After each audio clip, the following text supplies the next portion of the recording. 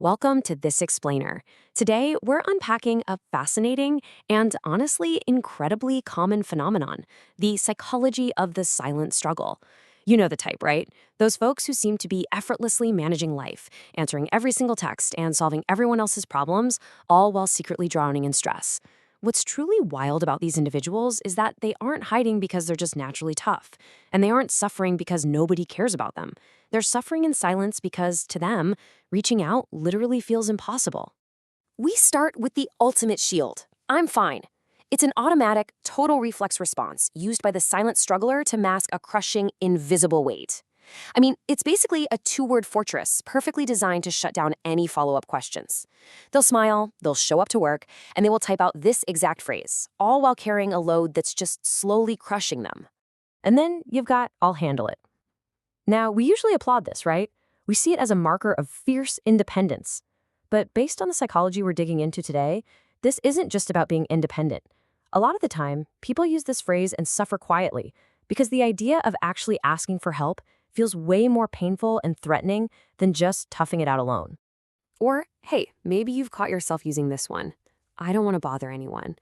If you find yourself dropping any of these phrases regularly, well, this explainer is going to be incredibly revealing for you. We're going to show you that your refusal to ask for help is driven by something much, much deeper than just pride. It's a deeply ingrained psychological mechanism. Because here is the absolutely crucial takeaway. Once you understand the actual psychology behind why we reject help, you're going to start noticing these self-sabotaging patterns absolutely everywhere. You'll see it in your friends, your coworkers, and yeah, very likely, right there in the mirror. Section 1. The origin. Where the pattern began. Listen, nobody is born refusing support. In fact, reaching out for comfort is our absolute default biological setting as kids. A toddler naturally cries when they're scared or reaches for a parent when they take a tumble. So what changes? Well, life happens. Somewhere along the line, a child asks for help, but when that vulnerability is met with criticism, or they're ignored or told to stop being so dramatic, the child forms a really dangerous resolution. They resolve to handle everything alone. They basically learn that survival means total independence. At first, it's just a survival tactic, but over the years, it completely hardens into an identity. Section 2, the unmasking. Fear disguised as pride. We often look at these fiercely independent people and just label them as proud. But what looks like noble pride to the outside world is actually deep-seated anxiety about exposing any kind of weakness. Psychologists have a specific term for this. It's called protective self-reliance. Imagine you're carrying a really heavy box, and someone offers to help. Most of us feel grateful, right? But for the silent struggler, that offer creates immense anxiety. By refusing help to carry that box, they prevent anyone from judging their weakness. Suddenly, it's not even about the box anymore. It's about exposure. But while this strategy totally protects them from rejection, it ultimately transforms into this profound, isolating loneliness. Section 3. The fear of being a burden. If you ask someone why they won't just accept a helping hand, the fear of being a burden is hands down the most common excuse. And it stems from this heartbreaking underlying belief that their needs are somehow just less important than everyone else's. This is driven by something called self-other asymmetry.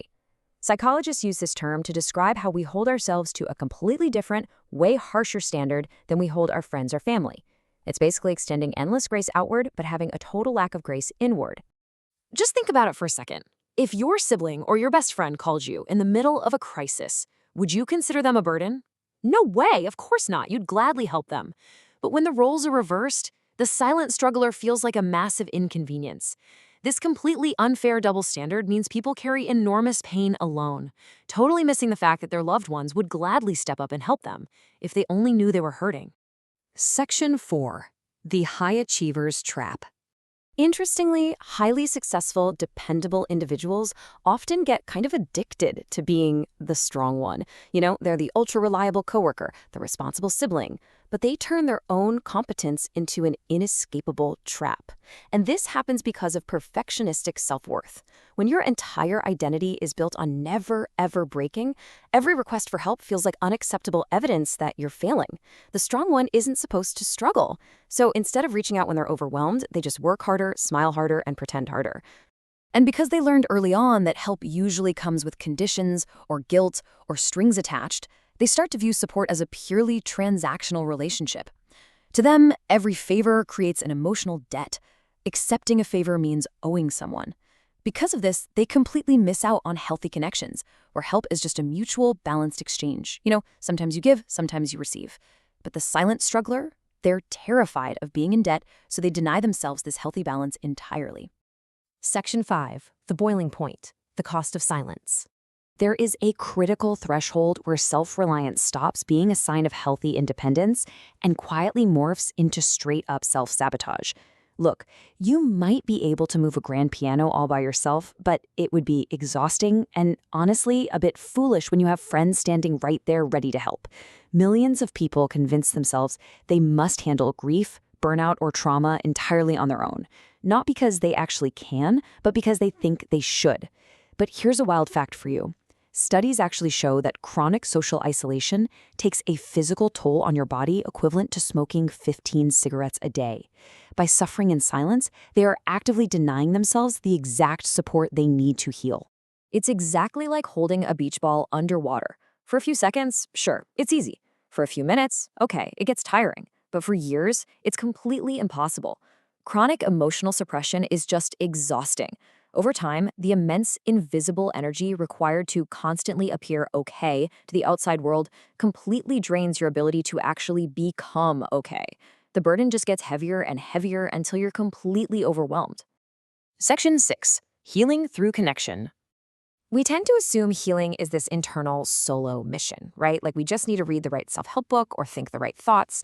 But science shows us that much of our healing actually happens between us. The human nervous system is literally wired for interdependence. When you're scared and someone reassures you, your physical stress drops. When you're hurting and someone truly understands, your brain literally processes the experience differently. True connection fundamentally changes our biology and our brain chemistry for the better. We are simply not designed to navigate life completely alone. So I really want you to completely flip the narrative you've been taught. What if strength isn't suffering in silence? What if strength isn't pretending you have it all together all the time? Consider that true strength might actually be allowing yourself to be seen, allowing yourself to be supported, and just allowing yourself to be human. You are allowed to need people. You don't have to earn compassion, and you definitely don't have to wait until you hit an absolute breaking point before you're finally allowed to say that you're not okay. The people you admire most in the world, they have all needed support at some point. The only difference is that they learned how to accept it. We're going to wrap up with this thought. Remember that no matter how long you've been carrying the weight of the world by yourself, you were never, ever supposed to carry it alone. Even the strongest shoulders need rest. If you've spent your entire life being the rescuer for everyone else, I challenge you to think about this. What would happen if, just for a moment, you finally let someone help you carry the box?